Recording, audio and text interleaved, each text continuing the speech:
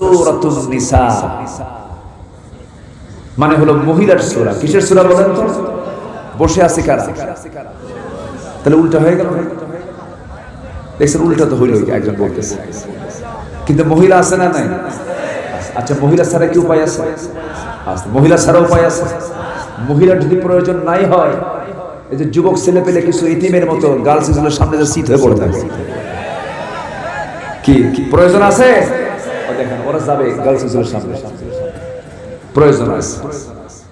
প্রয়োজন তো আছে। নারী ছাড়া পুরুষ চলে না, পুরুষ ছাড়া নারী চলে না, আদম ছাড়া হাওয়া চলে না, হাওয়া ছাড়া আদম চলে না। আল্লাহ তাআলা দুজনকে জোড়া করে দিয়েছেন। কে করেছেন জোড়া? কে করেছেন? যখন বুড়া বুড়ি হয়, ইয়াং ছিল, বুড়া বুড়ি যখন হয়, তখন বুড়া বুড়ির মধ্যে যে মোহাব্বতটা, এটা কি দৈহিক হয় না হৃদয়ের হয়? আচ্ছা, এই মোহাব্বতটা পরিমাণ আগের চাইতে কমে না বাড়ে? বাড়ে। মরিচের ঝাল মরিচ পাকলে কমে না বাড়ে? এই মোহাব্বত কে দিয়েছেন? সূরা নিসা ঠিক আছে তো? আস্তে আস্তে আস্তে, সূরা নিসা ঠিক আছে তো? সূরা নিসা থেকে আমি কিছু কথা বলবো, জোরে বলি ইনশাআল্লাহ। আল্লাহ তাআলা এখানে দুটো গুণ অর্জন করতে বলেছেন দুটো আয়াতে। একটা হলো মুমিন হও, আরেক আয়াতে বলছেন 125 নম্বর আয়াতে বলছেন মুহসিন হও। কি হও? মুহসিন হও। প্রথম আয়াতে কি বলছেন? মুমিন হও মানে ঈমানদার হও, আরেকটা হচ্ছে ইহসান করনে ওয়ালা হও, মুহসিন হয়ে যাও। এই দুটো গুণের ফলাফল হলো জান্নাত। জোরে বলি সুবহানাল্লাহ। তাহলে আমরা কি এই দুটো গুণ অর্জন করতে পারবো না? আচ্ছা, মুমিন নামে লোক নওগাঁয় আছে না নাই? মুহসিন নামে, তাহলে নাম হলি তো কাম হয়ে যাবে। হ্যাঁ, অনেক লোকের নাম মুমিন, ঈমান আলী, নামাজ পড়ে না, আছে কিনা বলেন? নাম হলো ফজর আলী, ঘুম থেকে জায়গা পায় 9টার দিকে। নাম কি রাখছে বাপ? ফজর। মসজিদের সহ এই কমন পড়ছে নাকি? আবার এই কমনও পড়ছে আবার, এটা কেমন কথা? ওইদিকে ইঙ্গিত করেন না, আমি তার কাউরে দেখে বলি না। নাম হলো রমজান আলী। রমজান মাসে দুপুর বেলা ভাত খায়। নাম হলো বাদশা মিয়া, ভিক্ষা করে। নাম হলো খোকা মিয়া, বয়স হলো 80 বছর, খোকা মিয়া। নাম হলো আতর আলী, পকেটে গাজার গন্ধ। নাম কি রাখছে? আমার বন্ধুগণ, মুমিন নাম দিয়া মুমিন হওয়া যাবে না, মুহসিন নাম দিয়ে মুহসিন হওয়া যাবে না।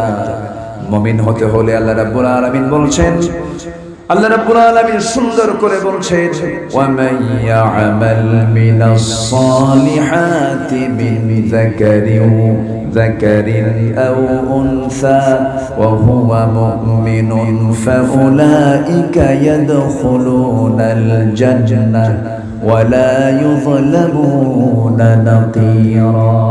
জোরে বলুন আল্লাহু আকবার। আল্লাহ রাব্বুল আলামিন বলেন, যে সমস্ত বান্দারা নেক আমল করবে, সেটা পুরুষ হোক আর মহিলা হোক, জান্নাত মনে হয় পুরুষের জন্য বড়, মেয়েদের জন্য ছোট, এরকম কিছু নাকি?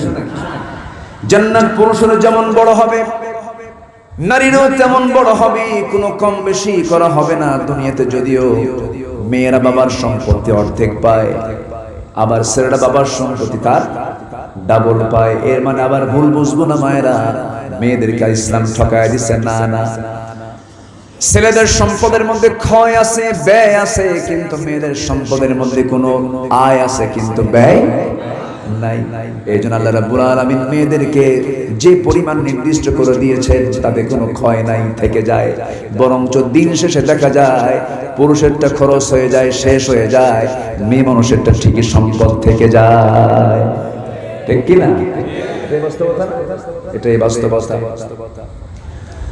আমার বন্ধুগণ, জান্নাতের প্রাপ্তিতে পুরুষেরও কম হবে না, মেয়েরও কম হবে না, সবাই সমানভাবে পেয়ে যাবে। সর্বনিম্ন যে জান্নাত আল্লাহ রাব্বুল আলামিন একজন বান্দাকে দান করবেন, সর্বনিম্ন জান্নাত, যে বান্দা সর্বশেষে জান্নাতে যাবে, সেই জান্নাতের এরিয়াটা হবে 10টা পৃথিবীর মতো একটা জান্নাত।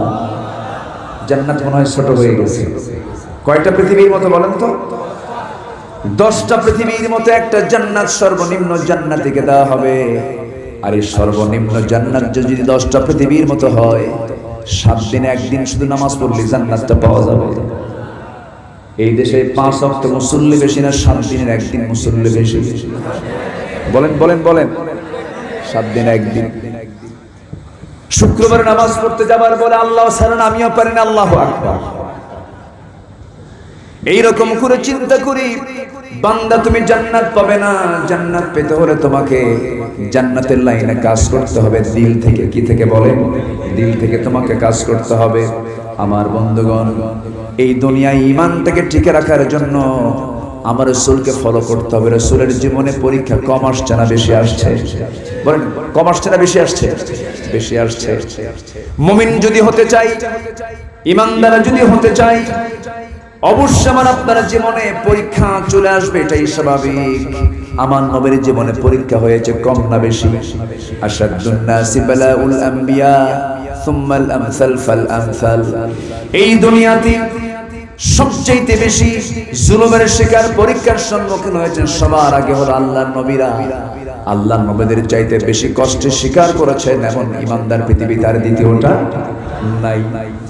আমার বন্ধুরা, আবার নবীদের মধ্যে একজন নবীর সবচেয়ে ঈমানের পরীক্ষা সবচেয়ে বেশি দিতে হয়েছিল, তিনি হচ্ছেন আমার নবী মুহাম্মদ সাল্লাল্লাহু আলাইহি ওয়াসাল্লাম। আমার নবীর জীবনে 15টা কঠিন পরীক্ষা হয়েছে।